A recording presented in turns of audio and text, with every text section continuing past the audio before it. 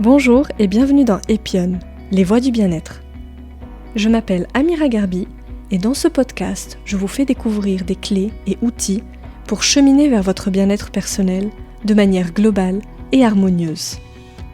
Ici, je donne la parole à des praticiens, thérapeutes, chercheurs, écrivains qui font bouger les lignes du bien-être en proposant des approches et des outils innovants pour prendre soin de soi au quotidien. Ce podcast n'a aucune prétention médicale. Il est juste informatif. Pensez à demander l'avis de votre médecin si cela est nécessaire.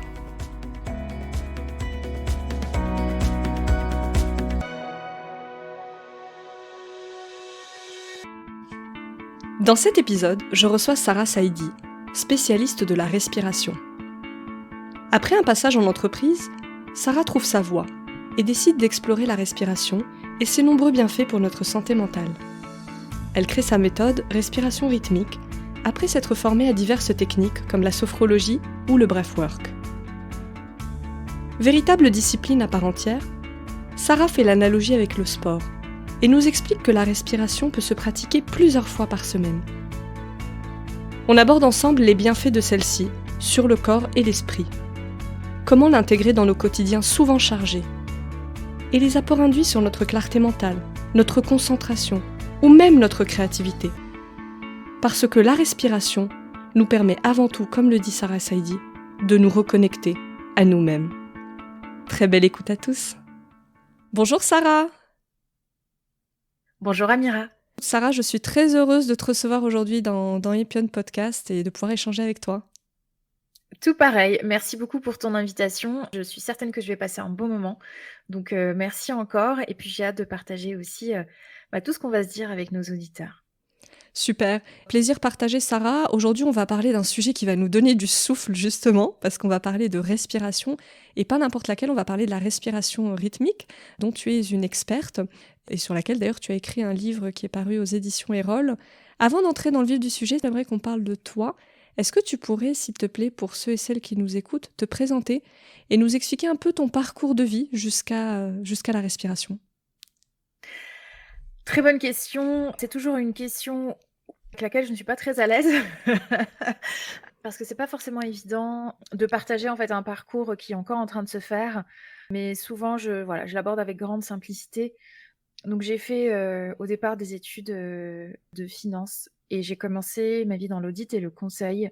J'ai eu la chance d'avoir beaucoup voyagé dans ma vie et d'avoir été assez ambitieuse en termes de postes que je souhaitais prendre. Et puis quand on arrive dans le monde du travail, on se rend compte que c'est pas vraiment ce qu'on avait imaginé. J'avais un peu idéalisé en fait l'impact que l'on aurait, le sens au travail et puis aussi les performances dans les grosses boîtes. Les choses vont assez lentement parfois, il faut être extrêmement patient, assez politique et c'est pas forcément des compétences que j'avais envie de développer, ça me parle pas, ça me plaît pas et donc en fait, j'ai vécu un sentiment de rejet assez tôt. Donc au bout de 2-3 ans en entreprise, je commençais déjà à ressentir pas mal de frustration et tous les 2-3 ans, je changeais de poste, je changeais d'écosystème. Je suis passée par la grosse boîte, l'écosystème plus web, l'écosystème boîte moyenne, l'écosystème groupe de conseil au sein d'une grande entreprise. Et en fait, à chaque fois, 2-3 ans plus tard, j'avais besoin de renouveau. Et c'est là où j'ai commencé à juste prendre soin de moi et à me poser des vraies questions sur mon parcours de vie au travail. Et en fait, c'est venu comme ça. Donc, je dirais que voilà, c'est une évolution. Je désacralise complètement la reconversion du jour au lendemain. J'ai pas eu besoin de faire un burn-out pour dire stop. J'ai pas eu besoin d'atteindre en fait le fond pour commencer à me poser des questions. Et je pense que ça, c'est quelque chose qui est extrêmement incarné dans le sens où la notion de plaisir au quotidien me parle beaucoup et me plaît énormément. Et donc, j'ai commencé à amener du plaisir en faisant des cours de théâtre, des cours de sport, de yoga à côté de mon travail. Et en fait, ce sont finalement mes loisirs qui se sont petit à petit transformés en d'abord un side business, c'est ce qu'on appelle un side project. Donc, je me suis formée et j'ai commencé à faire des consultations individuelles, à donner des cours en ligne. Ça se faisait le soir, le samedi et dimanche. Et puis, je me suis lancée en fin d'année 2021. Et depuis 2022, j'entreprends temps plein sur la notion du bien-être. Et pour moi, la racine du bien-être commence juste sous notre nez, grâce au pouvoir de notre respiration. Et donc, ça y est, j'ai trouvé mon créneau et j'ai continué à développer des compétences autour de la gestion du souffle, son impact sur le bien-être physique et mental. Et en fait, c'est devenu un sujet passion, quoi. Et aujourd'hui, la respiration rythmique que tu évoquais est une variante accessible à tous, axée sur la notion de plaisir. Et j'essaye d'effacer en fait toutes les cases et les étiquettes qu'on pose. Et mon souhait aujourd'hui, c'est d'aider les gens à se sentir bien dans leur tête et dans leur peau grâce à des outils naturels, accessibles, pourvu qu'on les comprenne et qu'on les utilise de la bonne manière. Voilà. Impossible pour moi de te faire une réponse en 2 lignes. C'est très bien. J'espère que je ne t'ai pas déjà hypnotisée. Non, non, je t'écoute avec grande attention. Tu as écrit justement une phrase, je voulais te faire réagir là-dessus. Tu as dit, en tout cas, tu as écrit cette phrase, qu'on vit dans un monde de plus en plus connecté et qui est en même temps déconnecté de lui-même, et que tu as ressenti ce besoin très pressant et urgent d'agir, ce que tu décris un peu en introduction. Sur quoi tu as eu envie d'agir? Quels sont les enjeux justement aujourd'hui pour toi? Tu parles un peu de ce bien-être et de cette santé mentale. En fait, c'est le grand paradoxe de notre époque. On n'a jamais autant parlé de santé mentale et pourtant la santé mentale ne s'est jamais aussi mal portée. On n'a jamais autant eu d'outils qui facilitent notre quotidien et pourtant notre quotidien, il n'est pas forcément facilité. Et je sens une injonction à se sentir bien et en même temps une injonction à performer et à oublier ses propres émotions. Et en fait, c'est un peu le sentiment d'être étiré entre 2 extrêmes qui, moi, m'a créé un malaise. Et je suis très branchée, j'adore la technologie, j'adore, toutes les innovations, je suis toujours à l'affût de toutes les nouveautés. Mais en même temps, je me dis: «Comment est-ce qu'on peut augmenter nos propres capacités d'être humain, d'adaptation?» parce qu'en fait, on a encore un cerveau reptilien qui réagit, encore quand il est frustré, quand il ressent un manque ou, un sentiment d'insécurité. Donc là, c'est rigolo que tu aies relevé cette phrase-là, mais c'est je trouve une belle volonté de réconciliation et de pas venir alimenter encore plus les extrêmes. Parce qu'il y a des personnes qui effectivement ont un quotidien extrêmement dense et qui n'ont pas toujours le temps de faire des retraites de méditation, de yoga, et c'est une réalité. En revanche, ils peuvent peut-être prendre 5 minutes de micro-méditation qui leur fait du bien, utiliser des montres connectées pour suivre vraiment leur sommeil et venir l'optimiser. Et puis, il y a d'autres personnes qui ont complètement rejeté le monde de la performance et qui, au contraire, adoptent un mode de vie beaucoup plus slow. Mais la clé, c'est vraiment de comprendre comment fonctionne notre corps et comment lui donner le carburant nécessaire pour adapter son propre rythme, pour mieux choisir la vie en fait qui nous convient. Très clair. Alors, on va se parler justement de la respiration rythmique. On va entrer dans le détail de ce que c'est. Alors, déjà, est-ce que tu peux nous définir ce que c'est que la respiration rythmique et surtout ce qui la distingue un peu d'autres types de respiration? Parce qu'on a, typiquement dans le yoga, il y a le pranayama, il y a la sophrologie. Tu as des respirations un peu plus thérapeutiques comme le breathwork. Explique-nous pour qu'on se repère dans tout ça et qu'on différencie bien ce que c'est que la respiration rythmique. Je vais expliquer à travers un exemple. La respiration, on va l'imaginer comme un sport physique et mental. Et dans le monde du sport, on a plein de disciplines. On a des disciplines qui vont être davantage de l'ordre du cardio, de la musculation, de la récupération. Et en fait, dans la respiration, c'est pareil. On peut avoir le breathwork qui va être une respiration dynamique, qui va avoir des effets de libération émotionnelle. La sophrologie, technique beaucoup plus douce de relaxation, de visualisation. Et puis, donc je suis praticienne breathwork et sophrologue aussi. Et en fait, en me formant à ces pratiques, encore une fois, cette envie de réconcilier et de retirer des étiquettes et de dire: «Non, dans tout ça, moi, j'ai envie d'être la Zumba qui va avoir l'aspect fitness, mais qui va aussi avoir l'aspect plaisir et l'aspect détente, et donc je ne me conformerai pas à une case ou à une autre et j'essaierai de créer ce milieu qui rassemble».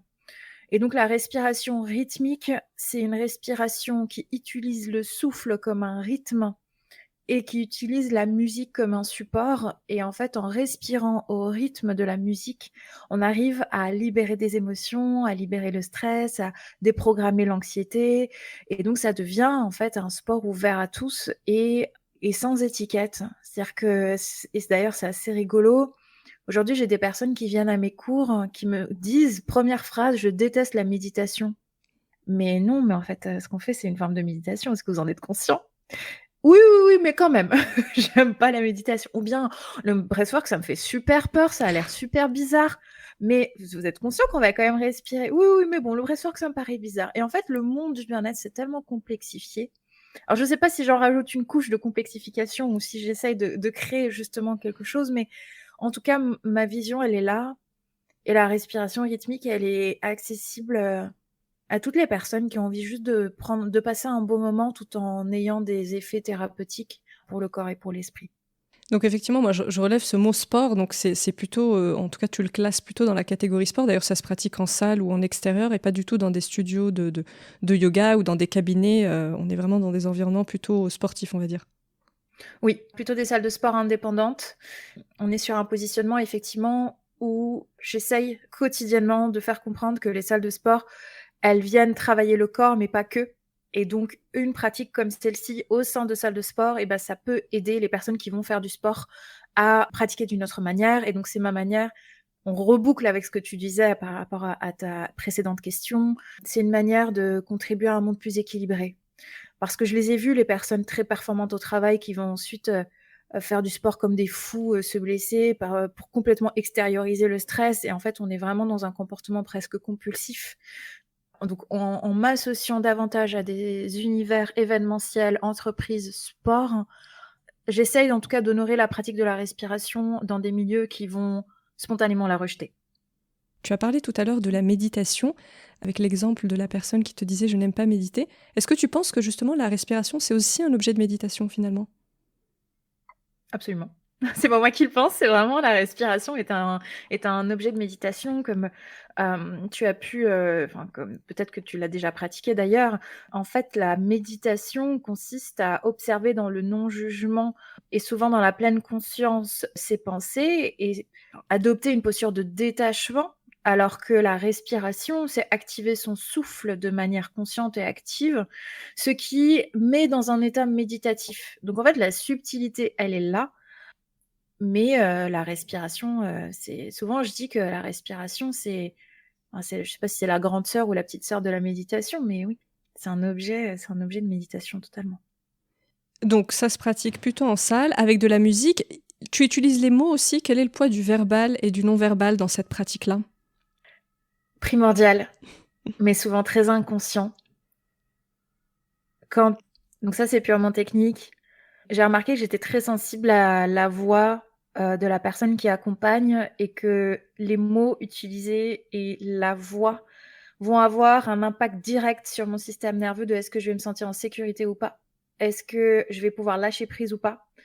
Et donc pour avoir moi-même beaucoup pratiqué, ça a été un point essentiel au moment où j'ai commencé à guider. Je me suis dit: «Ah mais en fait, il faut que ma voix soit agréable, que mes mots soient bien calibrés pour pouvoir être moi cette personne qui puisse mettre en sécurité tous les systèmes nerveux que j'ai en face». En fait, c'est purement une envie de ma part de rendre l'expérience encore plus agréable. Et donc j'ai commencé par prendre des cours de chant et de faire attention à cette notion de verbatim.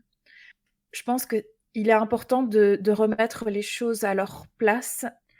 La pratique du bien-être par le souffle passe par des exercices de respiration, certes, mais la raison pour laquelle la majorité des gens abandonnent, c'est parce qu'ils ne voient pas de bénéfice, un intérêt ou un plaisir. Et au contraire, en fait, quand, ils arrivent à passer de la contrainte au plaisir, là, ils s'y tiennent et là, ça devient leur moment sacré, un moment qu'ils ont envie de s'accorder pendant leur journée. Et comment est-ce qu'on arrive à créer cette expérience plaisante? C'est à travers la voix, à travers la musique et à travers les mots que l'on utilise. Donc voilà, souvent, je vais utiliser des visualisations qui vont être un peu poétiques, agréables, des univers oniriques. J'ai des partenariats avec des salles de sport où par exemple, on va utiliser les visuels immersifs, tout ça pour rendre l'expérience plaisante. Est-ce que ça aide aussi à casser certains schémas, à se débloquer de certaines pensées? Enfin, je sais pas quels mots tu utilises et quel impact ça peut avoir sur les personnes qui sont en face de toi, mais est-ce qu'il y a cet enjeu-là aussi? Oui, surtout sur de l'individuel. C'est là où j'ai ajouté une casquette, donc l'hypnothérapie, hein, qui m'aide énormément. Quand on est dans un état méditatif, chaque mot que l'on entend est perçu par notre conscient et par notre inconscient. Si la personne m'exprime une intention, pendant la session ou s'il y a une thématique à un atelier, je vais pouvoir guider les pensées, enfin en tout cas inviter les pensées à être guidées de telle ou telle manière pour que cela suive une sorte d'induction, de travail thérapeutique et d'ancrage vers la fin. Donc je ne sais pas si ces mots te paraissent barbares. Est-ce que tu as envie que je les détaille? Alors peut-être pour ceux qui nous écoutent, l'ancrage, ouais, que tu nous Ouais. expliques un petit peu. Ouais. En fait, il faut imaginer une session, comme, le déroulé d'un film. Donc on place d'abord le cadre, on met les personnes dans leur bulle, elles commencent à se connecter à leurs sens, à couper avec le monde extérieur, à se reconnecter à elles-mêmes. Donc on favorise le travail qu'il va y avoir et ensuite on traverse une sorte de plateau où là, dans différents états de conscience qui peuvent être la pleine conscience, les états de conscience modifiés, des états de transe, des états de en fonction en fait des techniques qu'on utilise. Et pendant ce plateau, il y a effectivement des pensées qui peuvent être travaillées, donc soit le renforcement de pensées aidantes, soit au contraire la libération d'émotions ou de pensées qui vont être davantage limitantes. Et à la fin, l'ancrage mental, c'est-à-dire un retour vers soi-même pour stabiliser l'état physique et émotionnel et imprimer au niveau du corps et de l'esprit le souvenir qu'on laisse avec cette expérience. Donc l'ancrage, c'est l'association d'une émotion avec une expérience qui nous recrée des stimulations. Exemple très concret, si je viens de donner un cours sur le lâcher prise et que à la fin on fait un exercice d'ancrage sur cette sensation de reprendre le contrôle uniquement sur ce que l'on maîtrise, si à d'autres moments, de la vie on ressent ce même sentiment où on perd le contrôle, en fait, on peut à une nouvelle fois inspirer de telle manière à reprovoquer une sensation et notre inconscient va se souvenir de ce moment-là d'ancrage et c'est là où on en arrive à un vrai exercice. Donc comme le sport, la respiration est une discipline qui peut se pratiquer toutes les semaines, plusieurs fois par semaine, parce qu'elle va créer de nouveaux chemins neuronaux dans notre tête qui vont nous amener à des transformations qui peuvent être profondes et donc un changement de comportement. Et ça, c'est le principe de neuroplasticité. On est capable de transformer nos pensées à travers cette pratique qui vient donc ancrer de nouvelles pensées aidantes là où on pouvait rester bloqué dans la rumination ou dans la volonté de toujours anticiper l'avenir. Est-ce que, pendant une séance de respiration rythmique, on est en mouvement aussi? Je peux proposer quelques exercices d'étirement au début, mais l'idée c'est dans le non-mouvement, on crée un mouvement intérieur.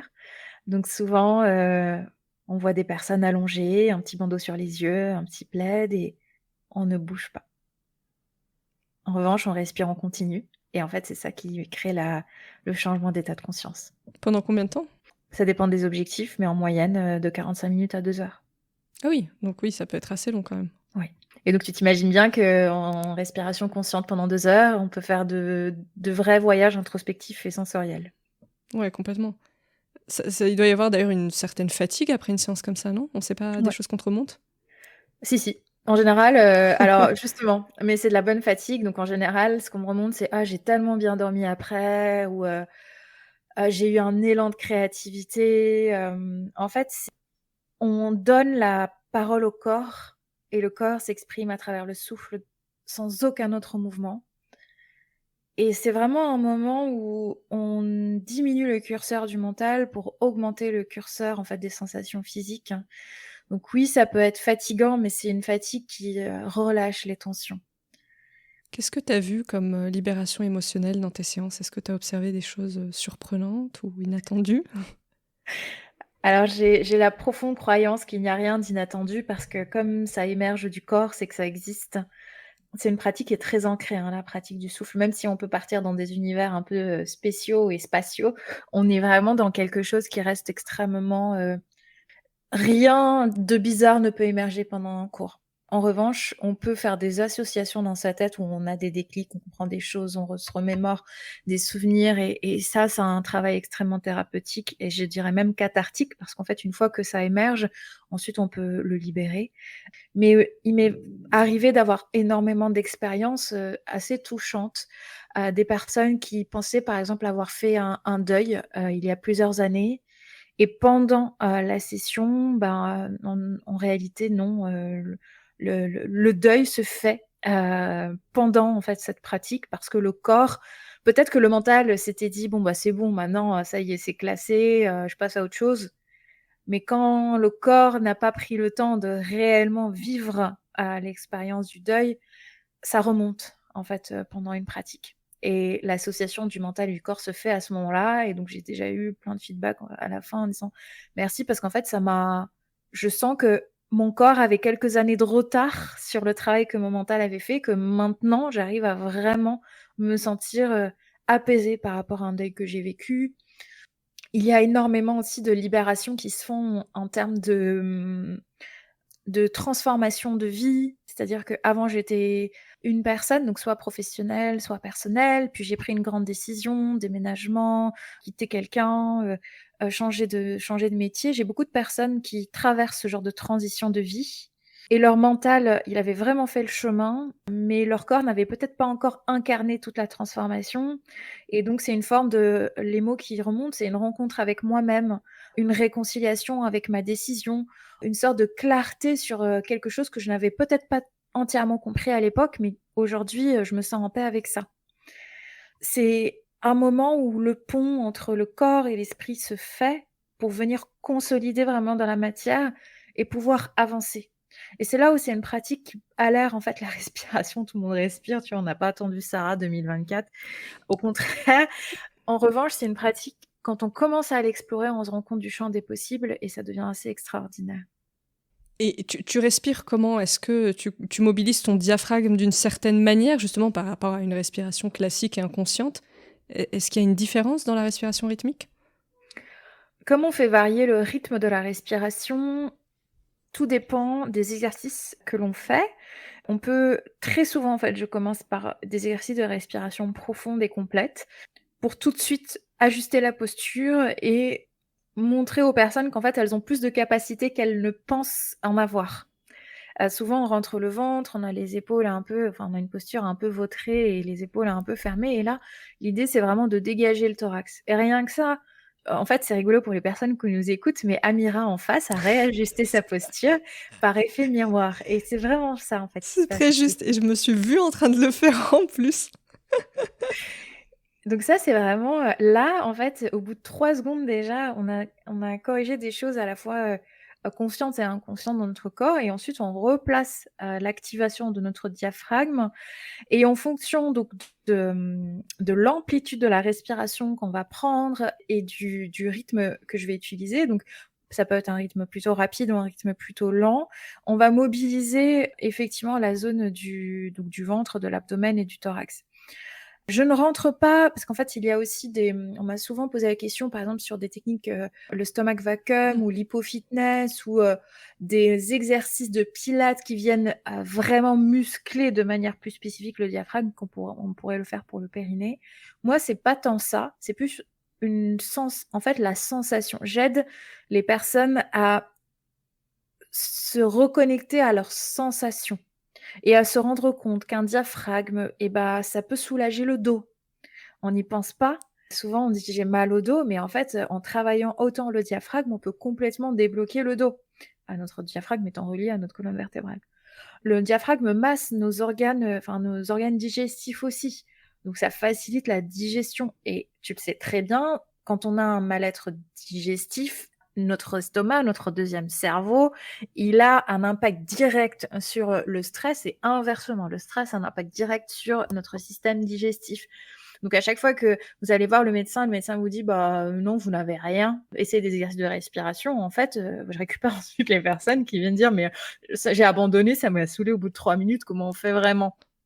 Donc c'est l'utilisation du diaphragme de cette manière-là et je dirais même quand on arrive à prendre conscience et à se reconnecter à ses sensations, pour toutes les personnes qui sont dissociées ou qui ont du mal à accéder à leurs émotions, et ben, en fait, ça devient une pratique de reconnexion à soi-même et à ses propres sensations. Je sais pas si j'ai répondu à la question, mais en tout cas, le diaphragme, pas de manière technique comme pourraient le faire certaines pratiques pilates, ou hypofitness, mais le diaphragme en termes de, sensations, que l'on provoque dans le corps, oui. Tu parles beaucoup là des émotions, c'est intéressant. Donc c'est effectivement un outil pour libérer les émotions. Est-ce que tu dirais aussi que c'est un levier pour générer plus d'émotions positives et se reconnecter à des sentiments de joie et d'amour, enfin de choses qui nous font du bien. Il y a 2 choses. C'est très difficile pour quelqu'un qui se sent mal d'aller tout de suite vers le bien. Et ça, c'est la grande erreur du développement personnel à mes yeux. Même si vous vous répétez toutes les affirmations positives, possibles, si votre corps ne ressent pas ces affirmations de l'intérieur, c'est juste un réflexe pavlovien et ça devient un automatisme et c'est complètement désincarné. Donc pour une personne qui se sent plutôt bien dans sa vie et qui a envie de renforcer son sentiment de confiance, absolument que oui. On peut aller chercher l'énergie de gratitude, on peut aller renforcer le sentiment de confiance en soi, on peut aller augmenter ses performances, on peut visualiser l'avenir et on peut continuer à renforcer ça. Donc c'est du renforcement, c'est un vrai travail à part entière. Mais quelqu'un qui se sent un peu fragile ou qui traverse une phase de vulnérabilité a d'abord besoin de libérer les émotions qu'on va appeler désagréables. Parce qu'une personne dans la peur ne pourra jamais faire confiance, même si j'adopte la meilleure posture, même si on va aller chercher les meilleurs exercices de respiration, qu'on va les optimiser avec la super bonne musique. Oui, ça peut faire du bien, mais ça restera superficiel. Donc l'idée, et ça c'est la casquette thérapeutique qui parle, l'idée c'est de voir ce que ressent la personne aujourd'hui et de travailler avec ce qui est disponible aujourd'hui. Parce que la respiration, je crois que c'est la seule discipline ou pratique qui agit en temps réel. Exemple très concret. Aujourd'hui, tu as eu un conflit avec quelqu'un, tu viens en cours de respiration, on ne pourra pas travailler sur la joie et le plaisir. D'abord dégager ce conflit-là et la colère, et ensuite on ouvre le champ effectivement à la joie.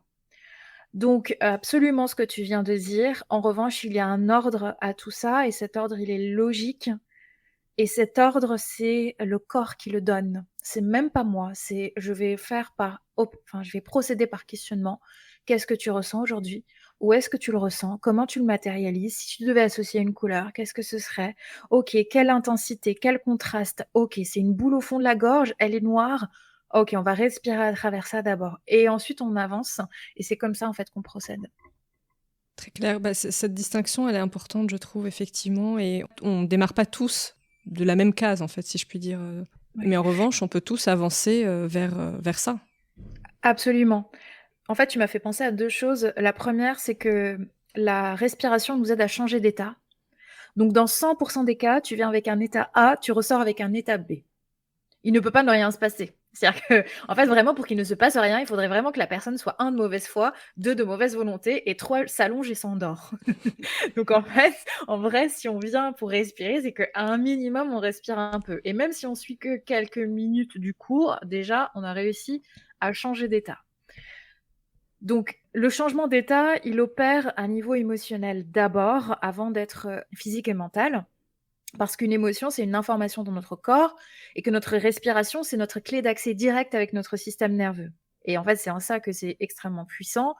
À partir du moment où tu commences à respirer d'une certaine manière, ton corps va envoyer des signaux différents à ton cerveau et donc ton cerveau va ensuite interpréter ces informations-là d'une manière différente. Donc, le minimum obtenu sur une pratique, c'est un changement d'état. Ensuite, on peut biaiser ce changement d'état avec la musique, la manière dont on va activer la respiration, les mots que je vais utiliser et c'est là où en fait on peut guider vers des transformations comme le lâcher-prise, la confiance en soi, la gratitude, la libération émotionnelle et on peut décliner tout plein de sujets. Autre chose que tu viens de souligner, en fait, on n'est pas à un moment tu as dit: «On n'est pas tous, je crois, au même endroit». Tu vois, sur un cours collectif, même si je suis en face à 10, 100 000 personnes, comme la respiration est personnelle, je vais avoir 1000 expériences différentes dans la salle. Et c'est là où ça devient extrêmement sympa, c'est-à-dire que la respiration ne peut donner que ce dont la personne a vraiment besoin. Allez, on va le faire différemment. Je suis DJ en boîte de nuit, je propose une musique, il y a une certaine ambiance, mais chaque personne a le droit de danser à son rythme. Et en débriefant de la soirée, chaque personne aura vécu quelque chose de différent. Et en fait, c'est souvent le cas. Et ça, c'est extrêmement caractéristique du souffle parce que donc c'est une pratique physique, mais énormément mentale. Et donc, comme on a chacun son propre cerveau, on vit chacun en fait l'histoire à travers ses propres filtres. Donc c'est collectif, mais très personnalisé finalement. Absolument, absolument. D'ailleurs, je voulais te faire réagir sur le mot urbaine. Moi, j'ai retrouvé ce mot à plusieurs reprises. Pratique urbaine, ça m'a interrogée. Est-ce que tu emploies ce terme parce que c'est adapté à nos contraintes urbaines et à notre mode de vie très, très accéléré? Ou est-ce que c'est pour une autre raison? Pourquoi tu qualifies de pratique urbaine, finalement, cette pratique-là? C'est rigolo. On me l'a jamais posé cette question, donc merci pour la Il y a, documentation il y a que un tu as début à faite avant tout. l'épisode. Non, non, je pense que tu as vraiment fait un travail de documentation. Enfin, tu t'es informé avant, ça fait extrêmement plaisir, donc merci pour ça. Euh, pour plusieurs raisons. Première raison, pratique urbaine, parce que oui, j'ai envie qu'elle s'inscrive dans un contexte où les gens sortent du boulot et viennent pratiquer. Les gens n'ont pas le temps et se prennent quand même le minimum 45 minutes sur une semaine. Et donc, ça vient s'inscrire dans notre écosystème de gens pressés. Personne n'a le temps aujourd'hui. Donc forcément, c'était en opposition par rapport justement à ces pratiques bien-être où faut prendre une retraite, s'éloigner. Là, l'idée, c'est que ça vienne intégrer notre quotidien et pas l'inverse. Pourquoi j'ai fait ça? Je me suis rendu compte que j'avais fait une erreur quand j'ai commencé.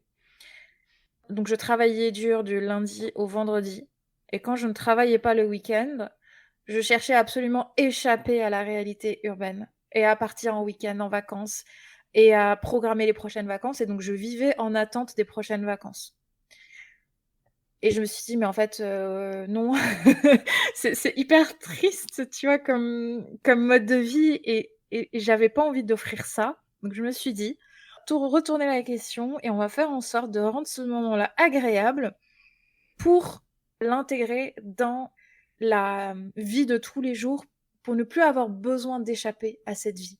Et c'est là où tout à l'heure, ta question aussi pertinente sur les lieux où je pratique, c'est souvent des salles de sport où il va y avoir, par exemple, ça va sentir bon, la déco va être sympa, les gens vont être sympas, souriants. J'ai appris que les gens prenaient les contacts des uns des autres, qu'il y avait un réel esprit, qui se revoyaient en dehors des cours, ils papotaient entre eux. Enfin, il y a vraiment quelque chose qui se crée.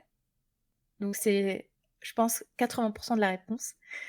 Et les autres 20%, c'est que ce qui m'amuse et ce qui développe ma créativité, c'est que j'utilise en fait des musiques qui vont être extrêmement urbaines, comme la musique électronique, comme la musique hip-hop, comme la musique rap, comme la musique house, comme n'importe quel autre type de musique qui ne sont pas du tout associés avec le monde zen.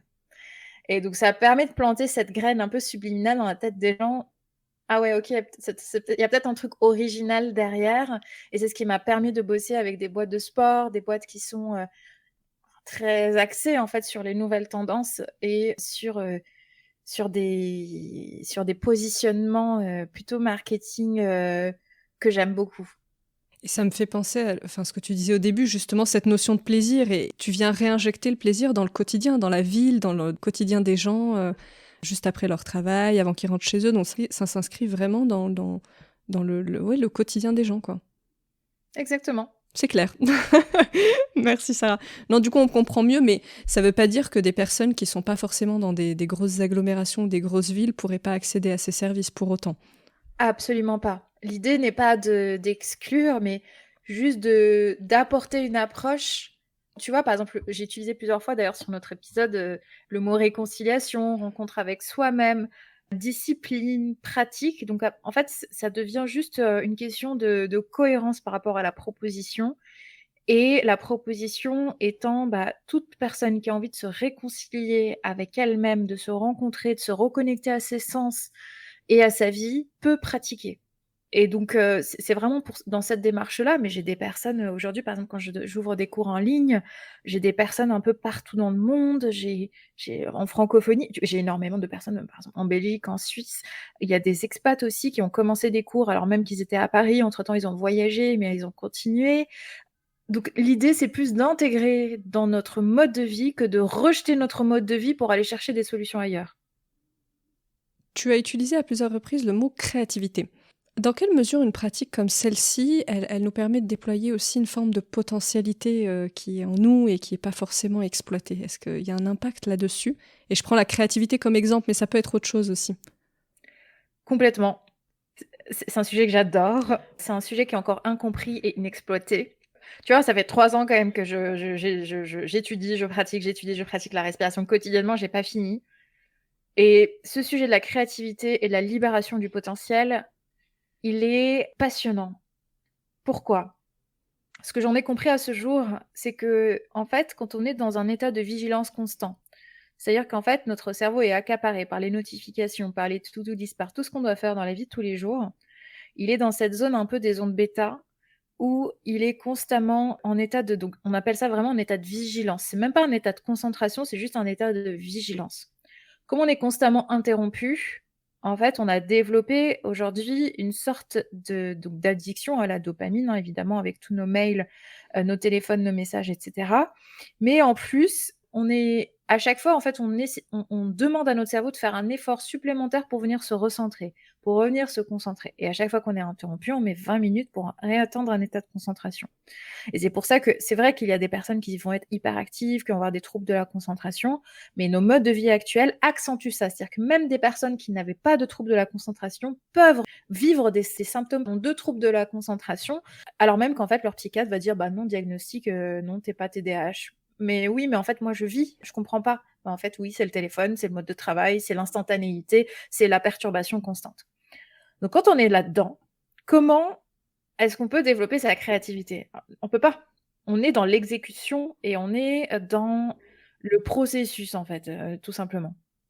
Et donc, pour développer son potentiel et sa créativité, explorer les états qu'on appelle états modifiés de conscience, donc tous les états en dehors de la vigilance. Ça peut être des états de relaxation, ça peut être des états d'hypnose, des états alpha, de récupération, des états qui approchent un peu le sommeil paradoxal, mais sans être vraiment du sommeil, des états de transe, des états qui vont aller chercher en fait d'autres comportements d'ondes dans notre cerveau, nous aident à créer des associations et de créer l'espace où notre mental il peut aller explorer. Donc, soit explorer de manière intentionnelle à travers la visualisation, à travers la sonothérapie, à travers des pratiques qui viennent modifier le comportement de nos ondes pour amener des états modifiés, soit sortir de cette zone de vigilance et amener de la clarté mentale par la relaxation, par la récupération rapide, par la méditation et créer en fait un espace mental propice ensuite à l'apprentissage et au développement de son propre potentiel. Donc voilà, donc c'est une question qui est passionnante, exploratoire. Et j'ai eu l'occasion de faire pas mal d'interventions, c'était plutôt dans le cadre d'entreprise, sur le sujet de la créativité. Et moi, j'interviens sur la créativité, je fais pas de masterclass en mode théorique, bon bah voilà, on va mettre des post-it, plein de couleurs, etc. Et honnêtement, ça me saoule et j'y crois pas. Enfin, ça a des bénéfices, mais en fait, c'est le stade numéro 1 du développement de la créativité. Ça pose des bases et il y a des professionnels de design thinking et d'autres pratiques qui vont être extrêmement bons là-dedans. Mais quand moi, j'interviens, c'est plus pour proposer une activité qui va créer cette modification d'état de conscience pour libérer de nouvelles idées, créer de nouvelles associations. Et donc ça se fait par ce que l'on disait, une induction, une exploration, et ensuite l'émergence de nouvelles idées. Et donc ça, pour pouvoir le faire, il faut que je sois dans des écosystèmes qui sont ouverts et qui veulent vraiment se dire on tente en fait, pourquoi pas, parce que c'est un fonctionnement extrêmement humain, c'est juste que ça fait un peu flipper. C'est super dur de parler d'état modifié de conscience sans faire flipper les gens en face. Surtout en entreprise, j'imagine. Où on est tout le temps dans le contrôle et dans le masque social en fait. Donc, souvent, ça va être un peu... il va y avoir quand même une petite... un ajuste. En fait, c'est une question de wording. Et je pense que c'est la vraie différence dans ce que je fais, c'est que comme j'ai été câblée par le monde de l'entreprise, je peux parler plutôt de relaxation que d'un état alpha. Je peux parler d'une pratique de libération de la créativité plutôt que d'un team building je sais pas, avec des états de transe typiquement, tu vois. Et donc ça, je pense que c'est une question de wording, mais ça regroupe des pratiques qui ont existé depuis des millénaires. C'est une question d'environnement aussi, mais c'est uniquement du fonctionnement cérébral, c'est uniquement de la psychologie, c'est uniquement en fait des réutilisation de pratiques qui ont existé, peut-être modernisées, tu vois, avec un petit vernis qui vient placer le bon mot, mais ça n'a rien de chelou. Ça n'a rien de chelou, c'est bon. Je pense que ça résume bien, ça résume bien tout ce que tu viens de dire. Toi, justement, à titre personnel, Sarah, après toutes ces années de pratique, de ton point de vue, sur ta propre expérience, qu'est-ce que la respiration t'a le plus apporté dans ta vie? Ou qu'est-ce que ça a le plus changé ou révélé en toi? Et là, je parle à la Sarah... Oui. Sarah personne. Sarah personne. Moi, j'ai toujours eu un tempérament assez calme. Je fais partie des personnes qui vont plutôt se distancier, se dissocier de leurs émotions quand je deviens trop stressée. Donc, j'ai jamais eu un souci de stress ou de pression ou de charge mentale, mais plus un souci de déconnexion de moi-même. Donc, ça m'a aidé sur ce plan-là, en fait, à revenir à chaque fois dans ma propre énergie, dans mes propres envies, de me repositionner moi en tant que personne, pas toujours répondre aux attentes des autres, ou pire, essayer d'anticiper les attentes des autres, me créer des stress qui n'existent pas, etc. Moi, ça a été une forme vraiment de reconnexion à moi-même, donc extrêmement physique, hein, au corps, de qu'est-ce que je ressens. Aujourd'hui, je suis fatiguée. Avant, j'étais incapable de sortir une phrase pareille. Je savais pas ce que c'était que la fatigue. Il fallait vraiment être vraiment à bout pour dire, oh voilà, j'ai peut-être un peu abusé. Mais là, aujourd'hui, je reconnais les signes précurseurs de la fatigue, donc j'arrive à anticiper ça. D'un point de vue posture, sommeil, digestion, ça n'a rien à voir. En fait, on dirait que ça a été régulé à force de pratique. Et puis, je pense qu'il y a donc une fois qu'on a donc ça, c'est vraiment mes premiers ressentis personnels. Et puis, en fait, plus j'avance et plus j'explore et plus je me rends compte à quel point je peux être une personne créative, alors même que je pensais que j'étais quelqu'un d'hyper matrixé. Donc je peux être hyper méthodique dans ce que je fais et en même temps tenter des choses complètement improbables, aller penser des expériences qui vont sortir des sentiers battus, parler de méthodes qui associent des univers complètement qui pourraient paraître opposés. Et je pense que la respiration me reconnecte à ça. C'est-à-dire que si j'en ai envie, si je pense que c'est juste, en fait, je vais le proposer et je vais voir. Donc ça, tu vois, ça a eu énormément, je pense, d'impact sur ma personne, mais aussi sur les choix professionnels que je fais et encore sur mon activité aujourd'hui. Super, bah, merci beaucoup en tout cas Sarah pour tous ces partages. Je pense qu'on est beaucoup plus au clair sur la respiration rythmique et tout ce que ça amène dans la vie. Peut-être pour finir, est-ce que tu aurais une ressource à nous partager qui toi t'a marqué peut-être en lien avec la respiration, que ça soit un livre, un documentaire, enfin voilà, quelque chose qui a éveillé quelque chose en toi, dans ton parcours? La respiration rythmique, c'est en fait, c'est dur à comprendre sans l'avoir vécu, mais j'ai quand même donc écrit un livre sur le sujet Ouais. en expliquant en fait les bienfaits de chaque exercice qu'on peut faire. Donc ça, c'est en fait l'objectif de ce livre, c'est d'apporter une solution au grand public sans trop rentrer dans des complexités. Donc ça, c'est une proposition qui, d'ailleurs, je pourrais te passer le lien si jamais ça intéresse des personnes donc, qui nous écoutent. Et après, je réfléchis en toile de fond.